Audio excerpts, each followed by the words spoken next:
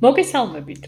29 ოქტომბერს გვაქვს სავსე მთვარეობა და მთვარის დაბნელება კურომორიელის ღერძზე და ასევე აქტიური იქნება ვერძი სასწორის ღერძის, რადგან მთვარის კვანძები ისევ აქ მოძრაობენ. ეს დაბნელება ხურავს კურომორიელის დაბნელების ღერძს, რომელიც წელიწადნახევრის განმავლობაში იყო აქტიური. დაბნელების მთავარი თემა არის ურთიერთობები, როგორც ორ ადამიანს შორის, ასევე საზოგადოებრივ დონეზე.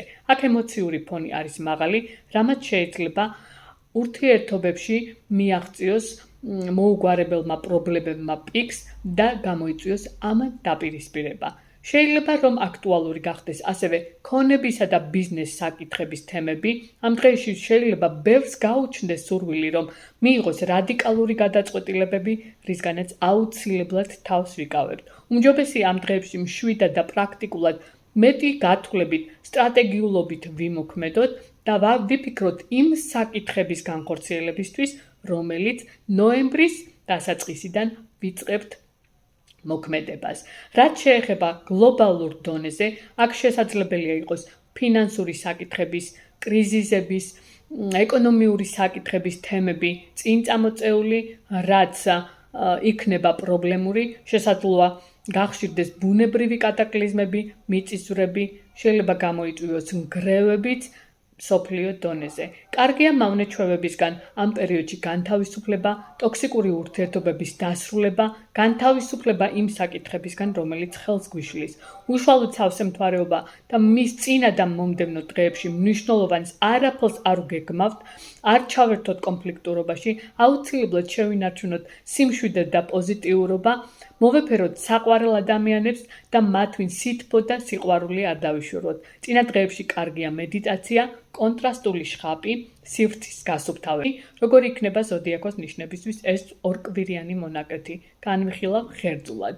ვერძის სასწორი ეს თქვენს ფინანსურ საკითხებს, ბიზნეს პარტნიორებს, რა გინდათ, რა გსურს, სექსუალურ ურთიერთობებს, ტოქსიკურ ურთიერთობებს, ქონებრივ საკითხებს შეეხება, რასთანაც აუცილებლად უნდა იყოთ ფრთხილად, რადგან გაურკვევლობის დავაპირისპირების ალბათობები ძალიან მაღალია, აქ იქნება სიფრთხილე საჭირო რადიკალურ გადაწყვეტილებებთან და ფრთხილად ექსტრემთან. კურომორიელის ღერძი თქვენს ნიშანში ხდება დაბნელება და სიფრთხილე იქნება საჭირო პარტნიორებთან, როგორც პირადი, ასევე საქმიანი კუთხით, რადგან თქვენთან აქ ძალიან ძლიერი ენერგეტიკა ტრიალებს, იქნება ურთიერთობების დონეზე დაპირისპირების მაღალი ალბათობები, თქვენი ინდივიდუალურობის დამტკიცების ძალიან დიდი სურვილი, რამაც შეიძლება ტკივილიანი საკითხები წამოწიოს წინ, ასევე ხელი შეუწყოს ამან განშორებას. ამიტომ ფრთხილად იყავით ყველა დონეზე. თქვენი ენერგია სასურველია დახარჯოთ უფრო საქმიანი კუთხით ნოემბრის დასაწყისიდან. ტყუპები, მშვილდოსნები, ეს დაბნელება თქვენ ჯანმრთელობას შეეხება, თქვენ შინაგან კომპლექსებს, შიშებს, ტოქსიკურ ურთიერთობებს, სამსახურეობრივ საკითხებს, თქვენს ყოველდღიურ საკითხებს, სადაც მოგიწევთ გადაფასება, დაფიქრება, მავნე-ჩვევებისგან განთავისუფლება იმ ადამიანებისგან, რომელიც ტოქსიკურად არიან თქვენთან შემოსული, ფრთხილე იქნება საჭირო სამსახურის დაკარგვასთან.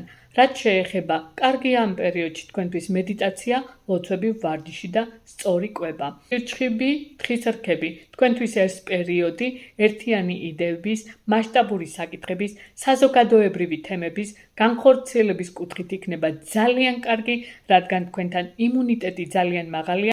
დასრულების შემდეგ შეგიძლიათ იმოქმედოთ, ეს შეეხება ასევე თქვენ სიყვარულს, მოაგვარეთ თქვენი სასიყვარულო ურთიერთობები, მოაგვარეთ შვილებთან დაკავშირებული პრობლემები, ასევე მეგობრებთან, კარგია ფინანსური საკითხების მოგვარების კუთხით. ლომი მერწყული, ოჯახურმა და სამსახურეობრივმა თემებმა შეიძლება იჩინოს თავი, ფრთხილად იყავით დაპირისპირებასთან, რადგან ამის ალბათობები ძალიან მეტი დაკვირვებით მიიღეთ გადაწყვეტილებები, ასევე სამსახურში მოერიდეთ დაპირისპირებას, რადგან ამან შესაძლებელია გამოიწვიოს სამსახურის დაკარგვა.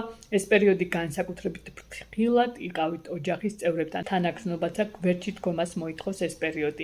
ქალწული თევზები, თქვენი იმუნიტეტი აქ მაღალია. ეს პერიოდი კარგია კონტაქტებისთვის, გადაადგილებებისთვის, მოგზაურობისთვის, უცხოელ პარტნიორთან მოლაპარაკებების კუთხით, სწავლისთვის, ავტორიტეტის მოპოვებისთვის, გააფართოვებთ თქვენი ცოდნა, დაგეგმეთ და განახორციელეთ აუცილებლად მოლაპარაკებები, მოიმოგზაურეთ. გამოიწერეთ ჩემი გვერდი, მოიწონეთ, თუ გაქვთ კითხვები, დამიტოვეთ კომენტარებში, ხოლო პირად კონსულტაციაზე შეგიძლიათ მომმართოთ.